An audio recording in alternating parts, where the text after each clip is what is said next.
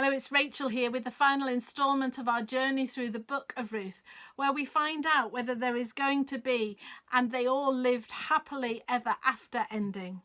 Reading chapter 4. Meanwhile, Boaz went up to the town gate and sat down there just as the family guardian he had mentioned came along. Boaz said, "Come over here, my friend, and sit down." So he went over and sat down. Boaz took 10 of the elders of the town and said, "Sit here," and they did so. Then he said to the family guardian, "Naomi, who has come back from Moab, is selling the piece of land that belonged to our relative Elimelech. I thought I should bring the matter to your attention and suggest that you buy it in the presence of these seated here and in the presence of the elders of my people. If you will redeem it, do so. But if you will not, tell me, so I will know. For no one has the right to do it except you, and I am the next in line." "I will redeem it," he said. Then Boaz said, "On the day you buy the land from Naomi, you will also acquire Ruth the Moabite, the dead man's widow, in order to maintain the name of the dead with his property." At this, the family guardian said, "Then I cannot redeem it, because I might endanger my own estate. You redeem it yourself. I cannot do it." Now, in earlier times in Israel, for the redemption and transfer of property to become final, one party took off his sandal and gave it to the other. This was the method of legalizing transactions in Israel. So the family guardian said to Boaz, "Buy it yourself," and he removed his sandal. Then Boaz announced to the elders and all the people, "Today you are witnesses that I have bought from Naomi all the property of Elimelech, Kilion, and Mahlon. I have also acquired Ruth the Moabite, Mahlon's widow, as my wife, in order to maintain the name of the dead with his property, so that his name will not disappear from among his family or from his hometown. Today you are witnesses." There you are. "And they all lived happily ever after." We've got there. We couldn't have seen how it would work out back in chapter 1, but now we see it. What is there left to say? Well, what is this happily ever after? What does it mean? What is going on here? Basically, it's a story of redemption. Part of the bigger overriding story of redemption throughout the scriptures that eventually leads us to the coming of Jesus. It foreshadows Jesus. It prepares the way. It gives us glimpses each time, looking more focused on what God is doing. God's saving work.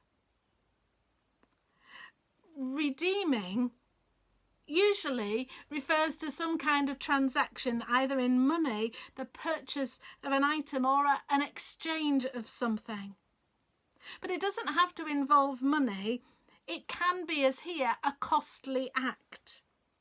Costly to the one who is taking responsibility. Here to Boaz as he takes responsibility for Ruth and Naomi. There is change and transformation as though those who are redeemed are changed from one thing to another. There is a change of status. For Ruth, no longer is she going to be an outcast. 7 times in the book of Ruth, we are told she is a Moabite. This is clearly important. And we need to, by the end of the story, be in no doubt who she is and where she's from.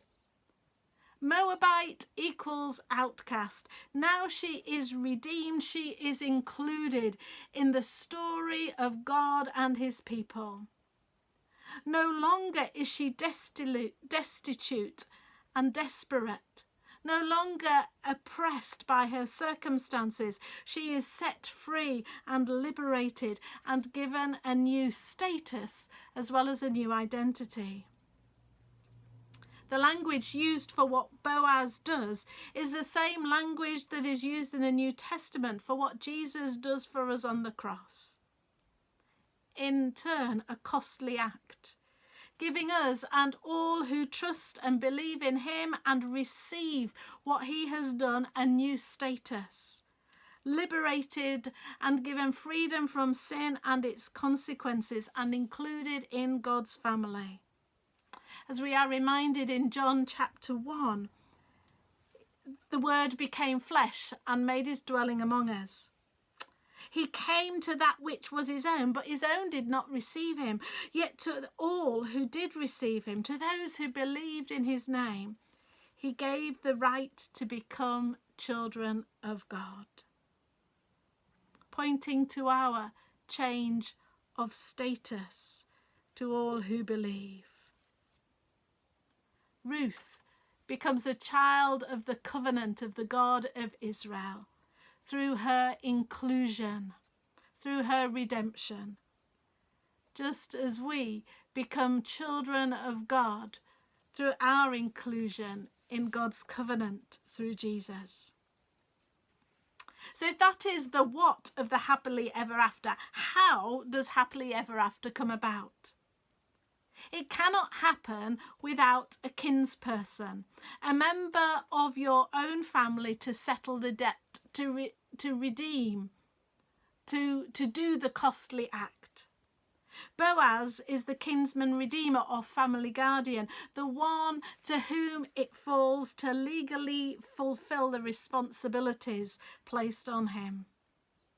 It has to be the one most closely related that can do it, which, as we've seen, is not initially Boaz, but the closest person doesn't want to do it. We need a family member to redeem. This also points us towards the redemption we find in Jesus. Only God can redeem us by becoming our kinsperson, our family guardian. And he does this by becoming one of us, being by both human as well as divine, taking our place for something we cannot do ourselves.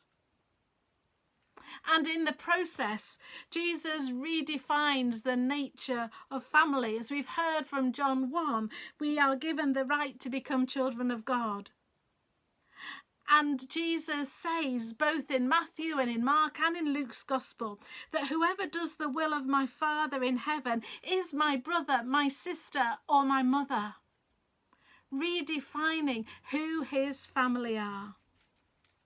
And of course, Jesus is a descendant of Boaz and Ruth, continuing that work of restoration, of redeeming, of giving us changed status. So, whose happily ever after ending is it?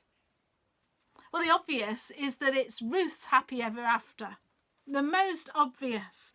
She is given a new family. If we read on, she and Boaz get married. They have a son, somebody who will care for them and for Naomi in their own old age.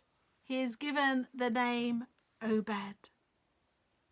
Presumably it's a happily ever after for Boaz too, though unusually we're not told of his feelings or his other domestic arrangements, what they were before Ruth and Naomi appeared. But they become parents, the long-awaited child, the next generation who will give all three of them security in their old age. And they will become ancestors of David, Israel's greatest king. And if that weren't honour enough, the even greater honour is that they will be ancestors of Jesus, the long-awaited Messiah. Ruth's happily ever after ending is particularly significant. As we've already said, we are reminded 7 times in the book that she is a Moabite, she is a foreigner, as though labouring and emphasising the point. If we jump to Matthew chapter 1, We find there the genealogy of Jesus at the beginning of the gospel. And within that genealogy, that family line, we find both Boaz and Ruth.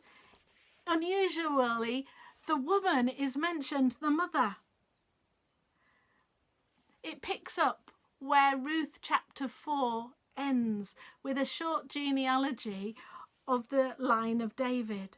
But there are 4 women in Matthew chapter 1 in the genealogy of Jesus, and all 4 of them are non-Israelites, Gentiles, including Boaz's mother Rahab, who was a Canaanite and Ammonite. Maybe that's why Boaz didn't have any issue marrying a Gentile.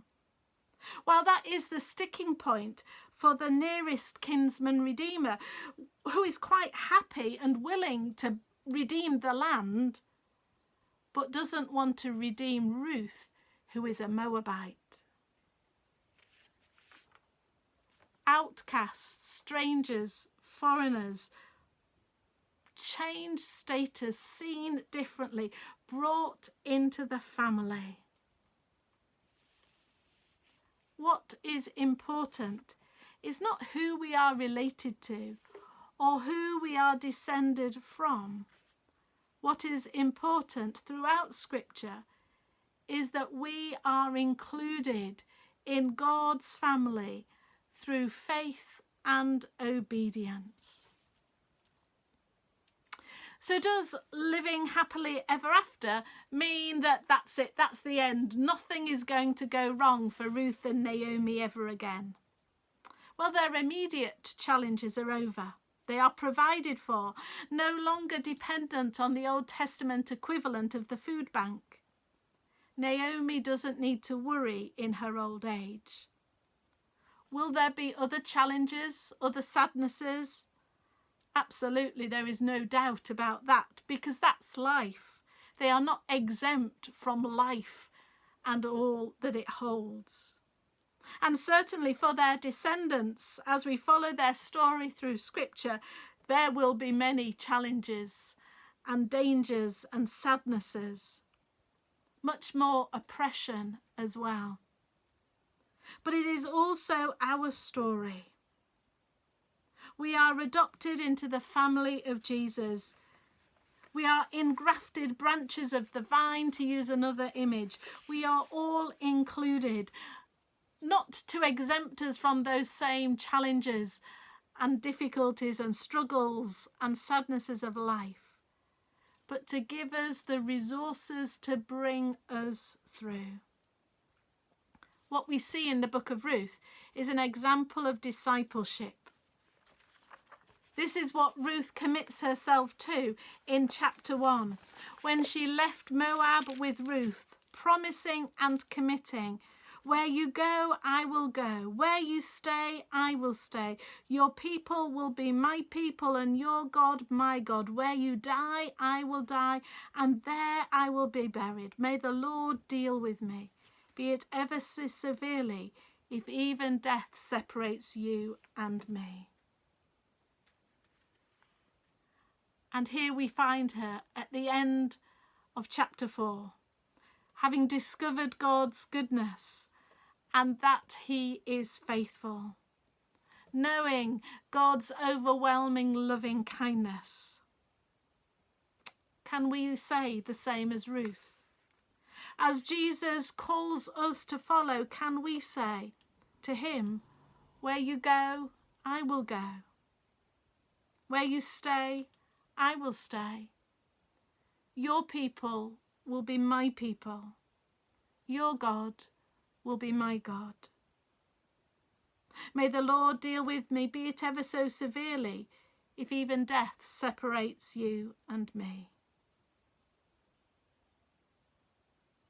What do we have to leave behind or let go of to discover the fullness of God's loving kindness, the fullness of his goodness and his faithfulness to us? I hope that you have found this journey through Ruth challenging as I have, and discovered more of that Hesed, God's loving kindness.